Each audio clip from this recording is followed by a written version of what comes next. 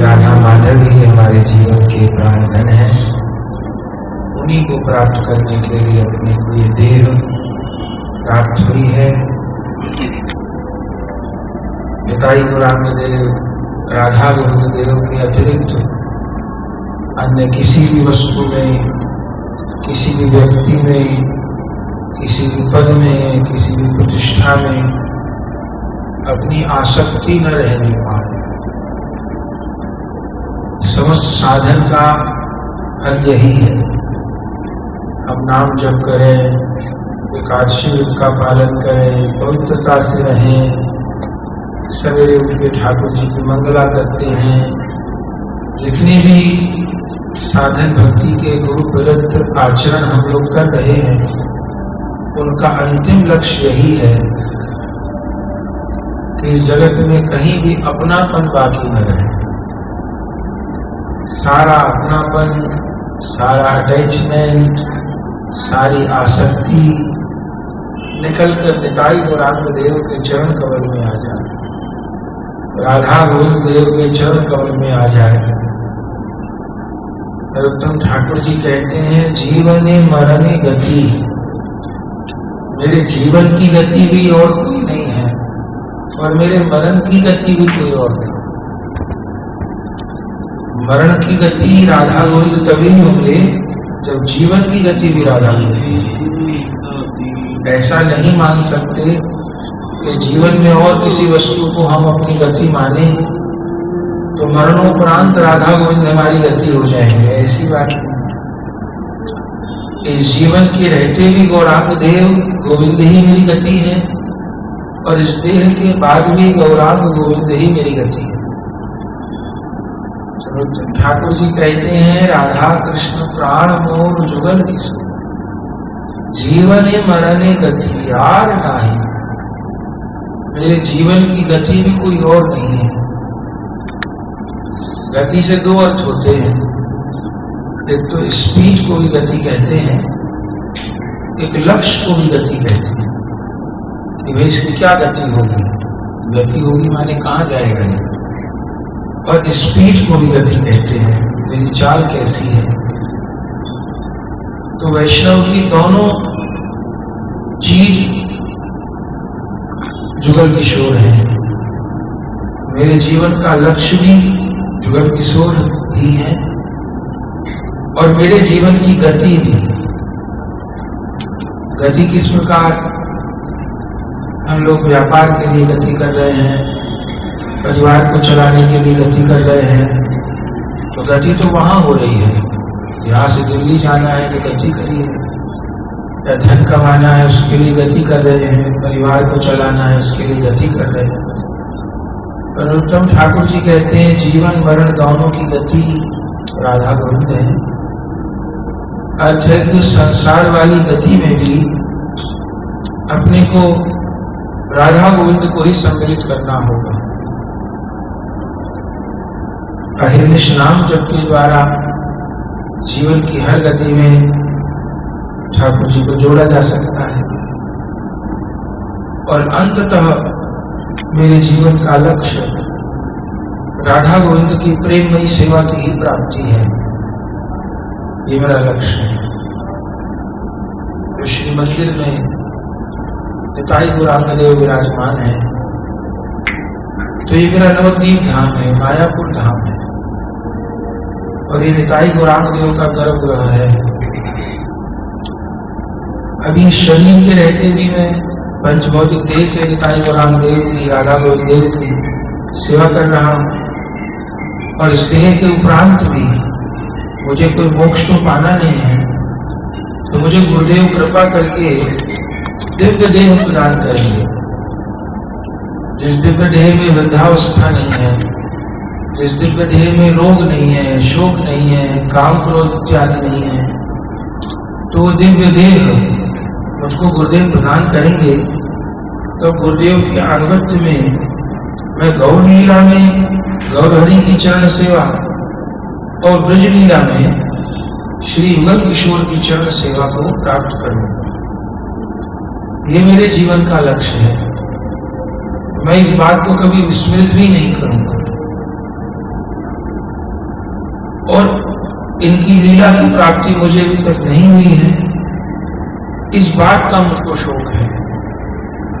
इस बात की पीड़ा में, इस बात के विरह में मैं जलता रहूं कि अभी तक मुझको राधा गोविंद देव का अनुभव नहीं हुआ, अभी तक मुझको गौर रूप माधुरी का अनुभव नहीं।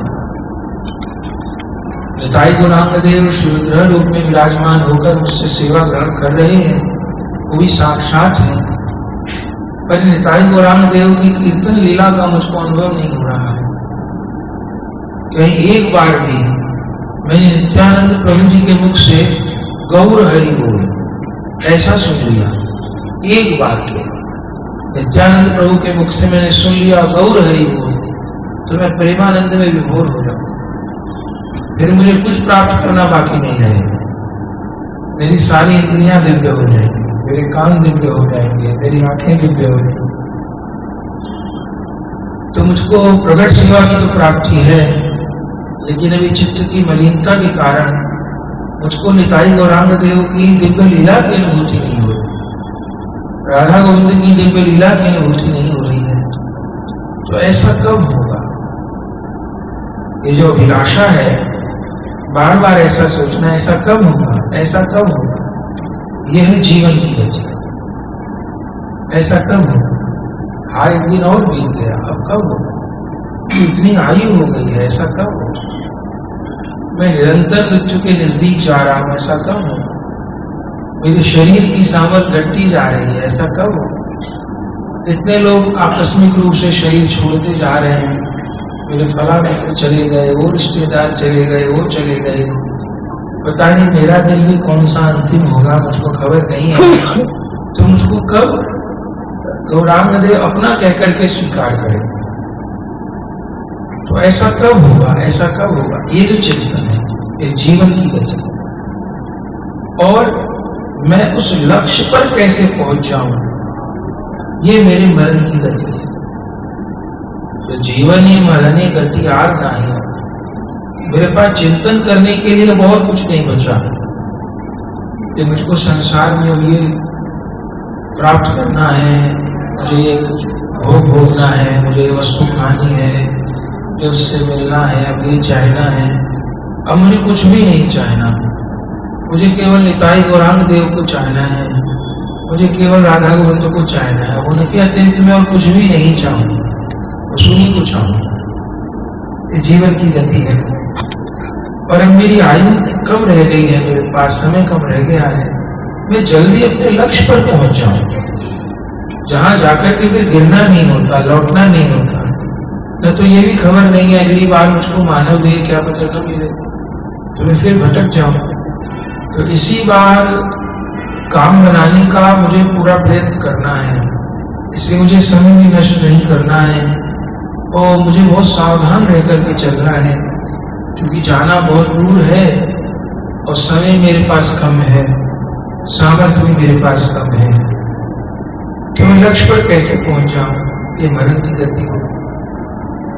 फिर आगे नरोत्तम ठाकुर जी उस वैष्णव चिंतन करे कैसे, चिंतन का आधार क्या होगा उसका, तो उसका विश्लेषण करते हैं कि कालिंदी फूले केली कदम देव, सिद्धाम वृंदावन में दिव्य यमुना जी प्रवाहित हो रही हैं, इतना चमकदार नीला जल है जैसे जल में नील मिला दिया, जैसे नील मणियां बह रही हो यमुना जी में, ऐसा यमुना जी का जल है।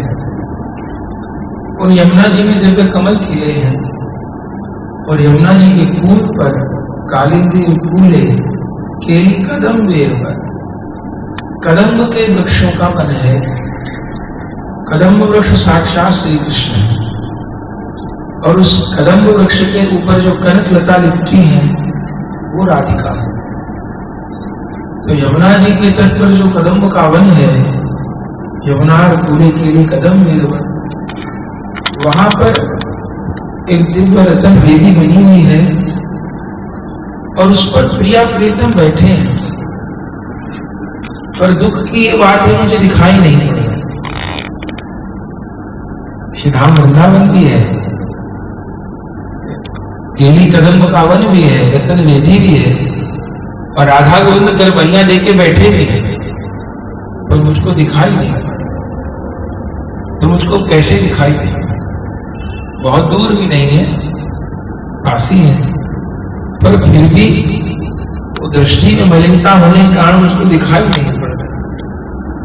मुझे दिखाई देना है तो मैं भाग के उनके चरण पकड़ और कहूं कि मुझको सेवा का अवसर आप दीजिए, पर मुझको दिखाई नहीं पड़ता। मैं भाग रहा हूं तो कभी लक्ष्य से दूर ही चला जाता हूं। काली दे कूले केली कदम देर मन रतन बेदीर ऊपर प्रसाद। दोनों जन आराम से बैठे हैं, वो मेरी प्रतीक्षा भी कर रहे हैं। वे चाहते हैं मैं उनके पास आ जाऊं, पर मुझको मार्ग ही नहीं है। तो मेरे हृदय में नाम भगवान अपना प्रकाश करें, गुरु कृपा का प्रकाश हो, नित्यानंद कृपा का प्रकाश हो, तो मैं उस मार्ग को देख पाऊं जो मार्ग जुगल किशोर के निकट जा रहा है। अब ये कहते कहते नरोत्तम ठाकुर जी पहुंच ही गए। हमारे जीवन की गति चिंतन को करते हुए मैं कैसे युगल किशोर, कैसे युगल की चिंतन करते करते पहुंच ही गए। तो अब क्या भावना कर रहे हैं? श्याम गौरी अंगे दीवो चंदन। ये जो भक्ति मार्ग का लोभ है उत्तरोत्तर बढ़ता जाता है, घटता नहीं है। अभी उस वस्तु को देखने की इच्छा थी, अब और पास जाने की इच्छा होती, अब छूने की होती, अब सुनने की होती, अब पानी की होती। तो जुगल किशोर का प्रकाश रूप में अनुभव हो रहा है, तो सेवा की अभिलाषा जागृत हो रही है। श्याम गौरी अंगे दियो चंदन। मैं इनको छू के देखूं, मेरे हाथ तो इस योग्य नहीं है कि मैं उनको स्पर्श करूं, पर गुरुदेव कृपा करके मुझको सिद्ध देह का दान कर दे। नित्यानंद वो जो कृपा करके पतित पावन है नित्यानंद, तो वे भी मुझको पावन कर देंगे, दिव्य देह प्रदान कर देंगे। तो श्याम गौरी अंगे दियो चंदन। केसर मिश्रित, कपूर मिश्रित चंदन को पहले मैंने घिसा है, और अब स्वर्ण के पात्र में भरकर जुगल किशोर के अंग पर चंदन अर्पण मैं कर रहा। श्याम गौरी अंगे चंदन निर्गन, पर वो चंदन कहीं बह न जाए, गीला है, गिर न जाए। तो चामर गुलाब कभी हेरी मुख चंदन। अब चंदन धारण कराकर मैं उनको चंवर कब करूं? चंवर की सेवा करने पर मुझे दो लाभ होंगे। एक तो चंदन जो अर्पण किया है वो सूख जाएगा, अंग पर स्थिर हो जाएगा। दूसरा, इसको चंवर की सेवा करनी होगी, वो जुगल किशोर के निकट ही रहे। चंवर की सेवा दूर से नहीं हो सकती, रसोई की सेवा के लिए दूर जाना पड़ सकता, और सेवा के लिए दूर जाना पड़ सकता, पर चंवर की सेवा तो दूर से होगी नहीं। तो चामर गुलाब कैसे कबे हेरी भी मुखचंद्र, मुखचंद्र को निहारते हुए मैं चमर डुलाऊं, ऐसा कब होगा? फिर बार बार विचार करते रहते, अब और नजदीक जाऊं। चमर डुलाने में भी थोड़ा दूर रहना पड़ेगा। अब दूसरा एक काम करूं, गाठिया मालती। अब मैं पुष्पों की माला गूंथूं। गाठिया मालती माला दिव दो हार गए, पहनने वाले दो हैं पर माला एक है। एक ही माला पहना दोनों को, ताकि भागना चाहे तो भाग न सके। गाठिया मालती माला दिव दो हार गले, एक ही माला दोनों के गले। अभी भी संतोष नहीं होता, माला पहनाऊं तो और निकट जाना होगा, एकदम गले में पहना है, अभी भी संतोष नहीं। तो अधरे तुलिया देव कर्पूर तांबुल। अब मैं तांबुल की रचना करूं सुंदर रूप में, और प्रिया प्रियतम के मुख में तांबुल अर्पण करूं। मैं पूरा तांबुल कहां पाए? मैं एक ही तांबुल दोनों जुगल किशोर को पवाऊं, और तांबुल पवाने पर लाभ क्या होगा कि प्रिया प्रियतम तांबुल पाएंगे तो फिर उगार जो पान की पीक है वो मुझको प्रदान कर दे, तो उसको पीक दान में भर करके मैं पान कर, तो राधा गोविंद देव का अधरामृत मुझको प्राप्त होगा, मैं धन धन्य हूँ। राधिया माल तीन माला दिल दोहार गले, अभी भी संतोष नहीं तो अधरे तुलिया दे कर्पूर तांबुले, मैं उनके मुख में कर्पूर तांबुल प्रदान कर। फिर मन में सोचे तो बहुत आगे तक का सोच लिया, वहां से बिना आज्ञा के काम नहीं होता। प्रिया प्रीतम मेरी सेवा क्यों स्वीकार करने लगे, मुझमें तो योग्यता नहीं है। तो फिर अपने से ही गलती मान रहे हैं, बोले नहीं नहीं, ललिता विशाखा आदि जब सखी बनी, मैं तो भूल ही गया कि मैं ललिता विशाखा जी भी तो है, अकेले थोड़ो युगल बैठे हैं, इधर ललिता जी है इधर विशाखा जी है, गलती हो। ये तो आप कैसे, पहले ललिता जी से आज्ञा लेनी चाहिए, विशाखा जी से लेनी चाहिए थी। तो ललिता विशाखा आदि जत सखी आज्ञाय आज्ञाय करियो सेवा चरण आय, और ललिता जी की आज्ञा लेकर के विशाखा जी की, तुंग विद्या जी की, इंदुलेखा जी की, सुदेवी जी की, रत्न देवी जी की, श्री रूप मंजरी जी की, श्री लवंग मंजरी जी की, गुण मंजरी जी की, इन सब की आज्ञा लेकर के आज्ञाय करियो सेवा चरण आरविंद, मैं चरणारविंद की सेवा करूं। फिर सोचते सोचते मेरा ये कहाँ सौभाग्य है, तो फिर जुगल लीला से वापस गौर लीला में, तो क्या कहा कि श्री कृष्ण चैतन्य प्रभु दासेर अनुदास, यमुना जी के पुल पर जो जुगल थे, इतनी देर में वो जुगल फिर एक होके गौरांग बन गए। तो गौर लीला हृदय में प्रकाशित हो रही है, कह रहे श्री कृष्ण चैतन्य प्रभु दासेर अनुदास, सीधा कृष्ण चैतन्य का दास नहीं हूं, उनके दास का दास हूं। तो श्री कृष्ण चैतन्य के दास कौन है? श्री कृष्ण चैतन्य के दास है गुरुदेव, और मैं हूं गुरुदेव का दास। गुरुदेव साक्षात दास है गौर के, मैं साक्षात नहीं।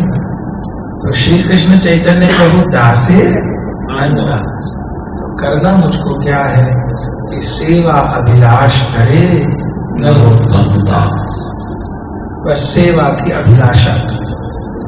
अभिलाषा हम लोग जगत में जिस चीज की अभिलाषा की उसको पाए। पानी की अभिलाषा की तो पानी मांगा, चाहा तो पानी मिल गया। भोजन की अभिलाषा की, माँ की गोद में थे, बोलना नहीं आता था, भूख लगी है तो रोते थे, तो माँ समझ जाती थी बच्चा रो रहा है, उसको भूख लगी है, तो माँ दूध पिला देती थी, कुछ खिला देती थी। तो हम जन्म से जिस चीज की अभिलाषा किए उसके लिए प्रयास भी किए और वो हमको मिला भी। धन की अभिलाषा किए तो व्यापार नौकरी किए, वो भी मिला। तो जिस चीज की अभिलाषा की उसके लिए प्रयास किए वो मिला भी। लेकिन मुझको अगर युगल किशोर प्राप्त नहीं हो रहे हैं तो इसमें मेरी सेवा अभिलाषा की ही कमी है। वे भी मुझे प्राप्त हो जाए तो मुझे सभी कुछ प्राप्त हुआ, तो मुझे वो भी प्राप्त हो जाए, पर मेरे से सेवा की अभिलाषा नहीं। तो आखिर में कहते हैं सेवा अभिलाष एकदम सार बात है, बस ये अभिलाषा जागृत हो, सेवा अभिलाष करे नरोत्तम दास। नरोत्तम ठाकुर तो परिकर है, हम लोगों को गा गा के सिखा रहे वैष्णव बंदराएं कि भैया सेवा की अभिलाषा करो। तो अपने को नाम जप करते हुए, अपने को कीर्तन करते हुए सेवा की अभिलाषा करो। प्रिया प्रीतम यही देख रहे हैं, गौरहरि यही देख रहे हैं, इसको भीतर अभिलाषा क्या है। ये नाटक तो बना लिया महात्मा का, तिलक लगा लिया हमने, दो तीन बैठ गए, कंठी बैठ गया, आप हमको ऊपर बिठा दिए, आप नीचे बैठ गए। राधा गोविंद ये देख रहे हैं कि अंदर अभिलाषा क्या है। हमको आपसे सम्मान की अभिलाषा है, हमको आपसे धन की अभिलाषा है, आप हमको प्रणाम करें हमको ये अभिलाषा है कि हमको राधा गोविंद की अभिलाषा, हमको निताई और आपकी अभिलाषा। जिस दिन थोड़ी भी अभिलाषा हो तो वो हमसे ज्यादा बेचैन नहीं मिलने की, हम लोग कम बेचे, क्योंकि वो गीता में कह रहे हैं कि यथा माम प्रपद्यन्ते तां तथैव भजामि।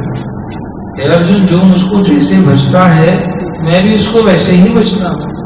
जो मेरे प्रति सेवा की अभिलाषा करता है तो मैं भी उससे सेवा ग्रहण करने के लिए तैयार रहता हूँ कि करे सेवा।